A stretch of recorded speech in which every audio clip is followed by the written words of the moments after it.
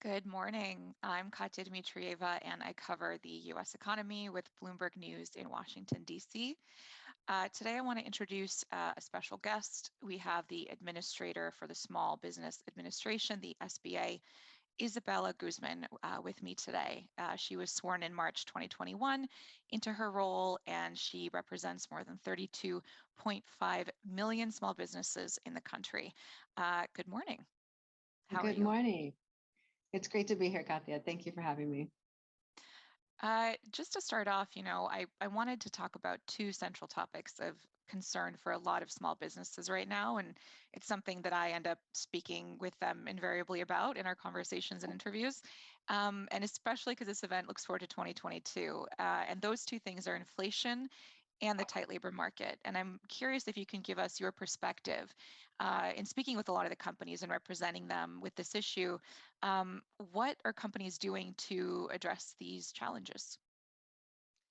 Well, thank you again for having me. And just to sort of set context for the work that I do every day, it's, of course, the Biden-Harris administration has prioritized an equitable economy. And so this conversation today is so vital in terms of the work that I have ahead of us for this year.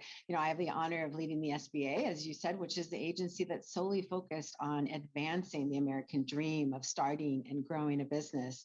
And we know small businesses have been dramatically impacted by the COVID pandemic, including inflationary pressures and challenges that they've had in their labor force and other issues, revenue pressures, et cetera. And so I think that the SBA has been at the center of supporting our small businesses through this time. We've scaled dramatically from a small agency providing just over $40 billion a year through our loans and investments and grants to providing over 1.2 trillion in financial relief over the course of the entire pandemic, and really helping millions of small businesses survive through these vital relief programs from the federal government, like PPP and COVID EIDL and grant programs for highly impacted industries. And so as we look at 2022 and what's ahead for our small businesses and entrepreneurs, and how they innovate and pivot and adapt to face these challenges and opportunities, really will define our economy.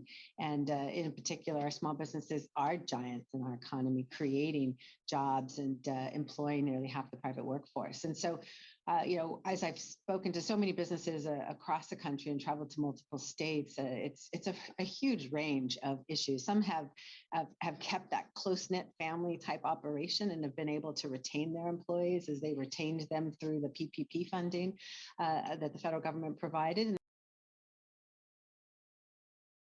others, of course, depending on the industry, have been challenged, by this great change that we've seen, the shift in worker preferences, as well as just demands on the workforce, disruptions from COVID. And so, small businesses have had to deal with it in different ways. Obviously, trying to elevate their salaries to be able to attract more employees, or have a reduced number of hours open in some cases I've seen in restaurants to be able to handle the demand, but also balance with the reduced workforce. So they've obviously had to really be creative in how they keep their businesses alive. And what we know is that federal relief has been really critical as they deal with these challenges. Yeah, and you mentioned there, the labor supply having reduced hours. I would add to that, higher wages, supply chain disruptions. And I'm curious, aside from the lending program that SBA provides, are there other resources that the SBA is considering in terms of helping companies kind of weather this current environment? Mhm. Across our programs, they're really all designed with the intent of helping entrepreneurs, our small businesses, access capital, as well as enter markets, create market opportunities for themselves, and leverage our networks and knowledge distribution that they can take advantage of to start and grow their businesses. And I come from an entrepreneurial background. Grew up in a small business family, and I know how critical. I think I've frozen. I don't know if you can hear me. But Yes. great. Okay, good. I know how critical it is that entrepreneurs get the support that they need. It takes so much grit and determination and hard work to run a business, and having resources and layering a team around you of support is really so critical. On the capital front, the SBA has core lending programs as well as investment vehicles. And really our commitment is to ensure that we bring affordable capital to more of our small businesses. The SBA, as I said, has supported millions of businesses during this pandemic. We typically support a much smaller base. As I said, there's a huge scaling issue, but we want to make sure we come up with ways to better serve this expanded portfolio that we have, more sole proprietors than ever before in our lending programs through PPP. And so we're looking to transform our programs and make them more affordable. And the Build Back Better legislation that's being considered now has important contributions to the SBA that will help empower us to expand our lending networks and retain that broader reach that we were able to achieve through PPP, and give us some direct lending authority so that we can work with our partners and provide other tools and the funding of the federal government behind them to support small businesses with small dollar loans. So we're really trying to think holistically across our programs to serve entrepreneurs today with our core lending programs. But we know that connecting to capital is part of the challenge. Many people were not able to connect to PPP that didn't have that lawyer or that accountant on speed dial, and so or that banker ready to support them. And so we are trying to expand our networks. And the American Rescue Plan included the Community Navigators program, where we've funded 51 organizations, and they have a network of over 400 underneath them that are dispersed around the country to be able to build bridges to communities, especially our underserved communities, including our Latino entrepreneurs, to make sure that they are aware of the offerings of the SBA and can help get somebody to help them navigate them. And so we hope that with this combination of support, that they can truly get more of the access they need to information and networks and resources that will power their businesses. Yeah, we actually heard in the previous panel about the importance of that inclusivity, and particularly in the economy as we're in the midst of a recovery. Can you talk a bit about that as it relates to small businesses, the importance of having minority, Black, Latino business owners having access to that capital? Mm-hmm. Yeah, and it's I've relaunched the Council on Underserved Communities at the SBA to partner with more of these thought leaders and these organizations who truly have a deep understanding of our underserved markets. Women, people of color who are often disadvantaged or face barriers, as well as our veteran communities, our LGBT communities, and our rural communities. We want to make sure that with our capital programs that they're all customer first, that we consider who the customer is and how they're receiving information, how to connect with them so that we can meet them where they are with offerings. We want to be technology forward. We saw during COVID how small businesses adopted technology at really high rates, and with the bipartisan infrastructure law investment in broadband, we hope to see more businesses access high-speed internet and be able to leverage those tools. But we want to be simplified and accessible to them in multiple avenues, whether it's mobile or online or through a network providing high-touch interaction to get capital. And I think that expertise through our Council on Underserved Communities, as well as through our community navigators, is really vital to the SBA to make sure that we're designing and implementing programs and doing the outreach necessary to reach these communities where they are, to provide them with capital tools and making sure those capital tools are designed that really consider some of the challenges they face. Yeah, I remember during the kind of early days of the pandemic, Latino and Hispanic communities were really the hardest hit. Just looking at the unemployment rate, it jumped to about 19%, which was the highest among all the other groups. And I noticed also that small businesses owned by minorities were more likely to close. And given that, and we are in the midst of recovery right now, what do you see for this year in terms of small business formation and whether these companies are kind of getting that access to capital? Is it are they getting that capital that they need and able to hire and expand?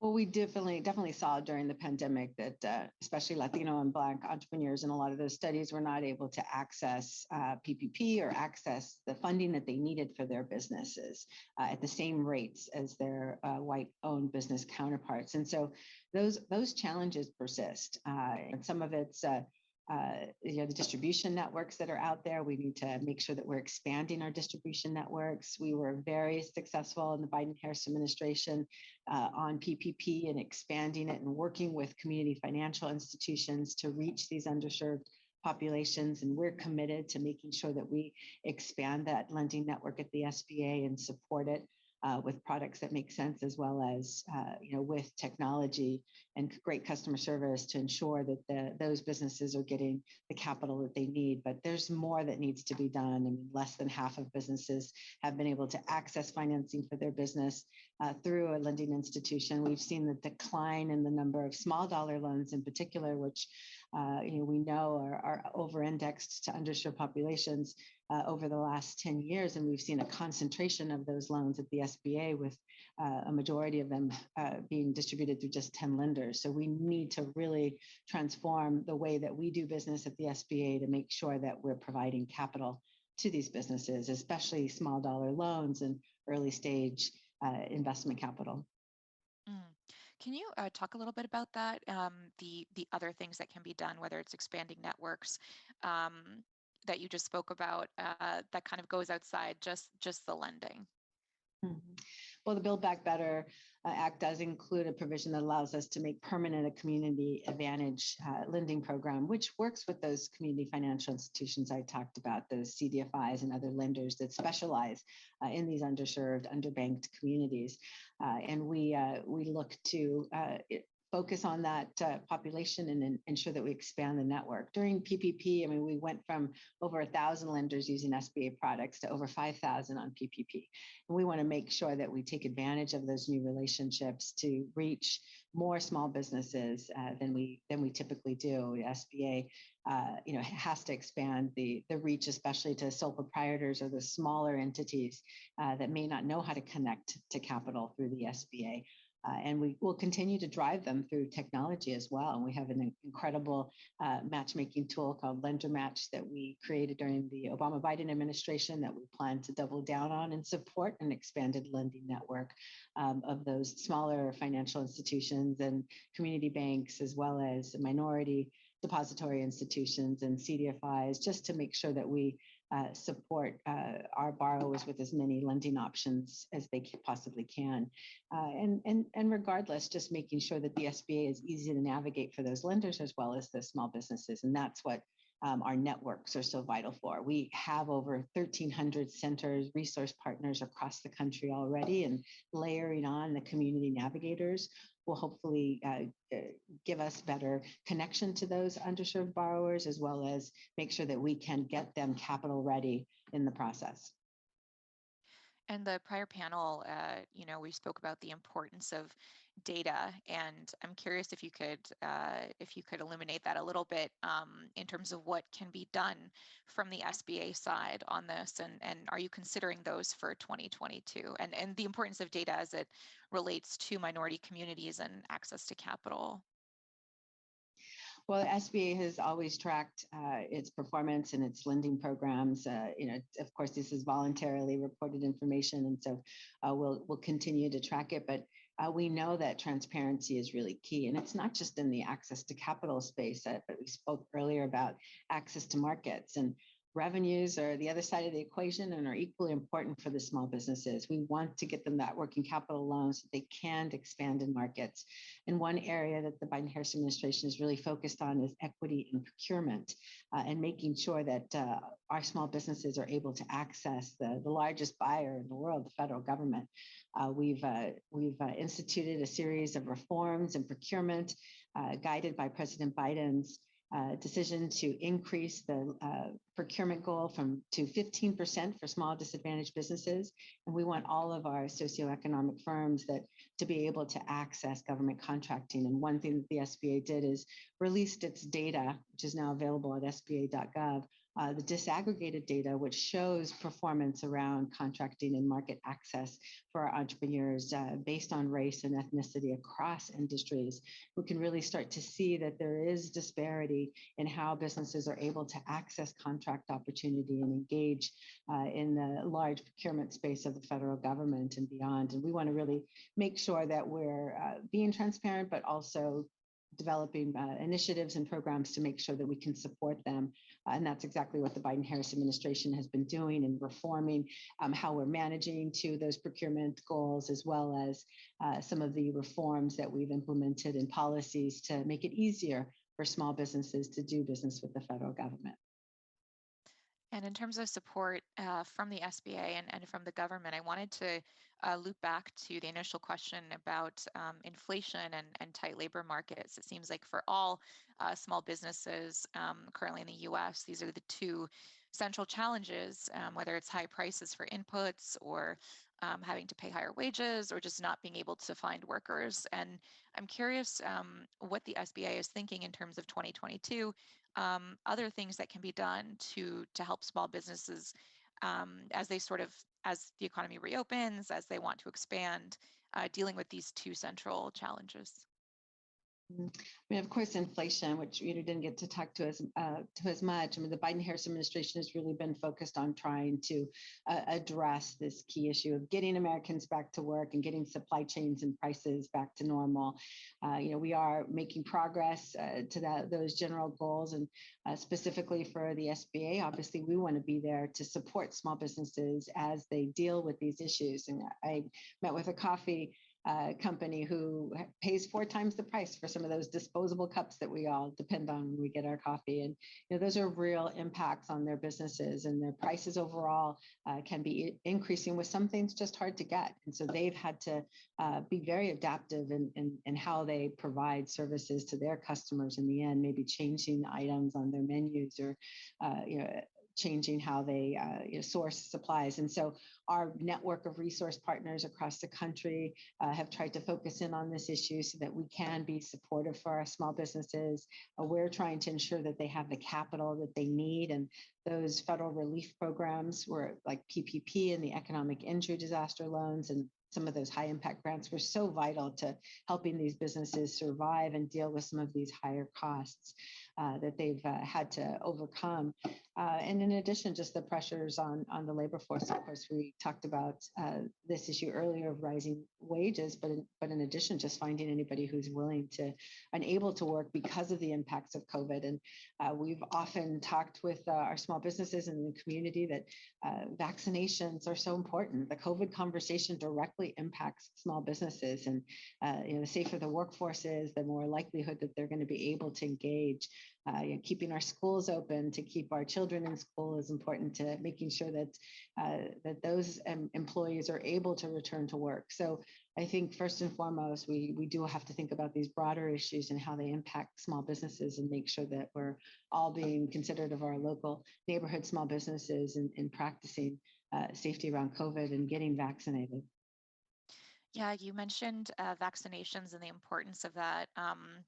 One thing we often talk about with Secretary of Labor Marty Walsh is precisely this kind of the two sides of that. Because on the one hand, you feel safer, workers feel safer when they're vaccinated. On the other, a lot of companies are really struggling to hold on to workers, and they can't risk just 1 or 2 people leaving if there's a vaccine mandate, which the Supreme Court actually last week we had some news about that. It won't be coming into force. I'm curious what your thoughts are on that in conversations with small businesses.